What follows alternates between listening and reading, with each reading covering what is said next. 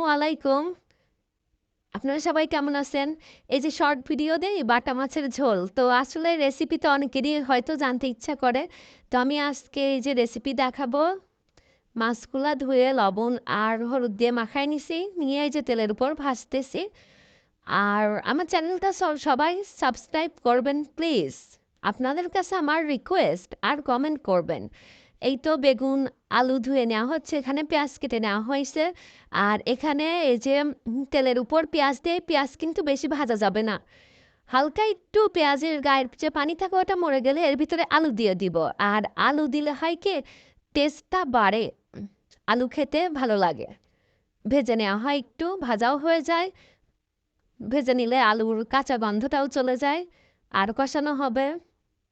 আর মশলা এই তো মাছ তো ৪ পিস আর ছোট ফ্যামিলি এই জন্য আর কি অল্প অল্প করেই রান্না করা হয় যা রান্না করা হয় তাই দেখানো হয় আর আমি জিনিস অপচয় করা একদমই অপছন্দ করি এখানে এই যে বাটা মশলা দেওয়া হচ্ছে আদা বাটা রসুন বাটা জিরা বাটা অনেকেই কিন্তু আদা বাটা অনেক তরকারিতে খায় না তো আমি বলবো আপনারা আদা বাটা সব তরকারিতেই দেবেন আদা দিলে তরকারির টেস্ট বেশি ভালো হয় এখানে গুঁড়া মশলা দিয়ে এই যে অল্প একটু কষায় নেওয়া হবে মরিচের গুঁড়া আর মরিচেরও অনেকে ভাববে যে কালার দেখে এত ঝাল খায় আসলে কিন্তু না আপনারা কিন্তু দেখতেই পান যে মরিচের গুঁড়া কতটুকু দেয়া হয় আসলে কালারটাই ভালো মরিচের গুঁড়া ঘরে ভাঙানো হয় তো মানে শুকনা মরিচ কিনে ওটা ফেসা হয় এজন্য হয়তো কালার এমন আসে তারপরেই তো এই যে ভাজা মাছ এটা সাবধানে দিয়ে অল্প একটু মানে খুব সাবধানে নাড়াচাড়া করতে হবে এরপর আর বেগুন দিব একদম যখন পানি দেওয়ার পরে টকবগাবে তখন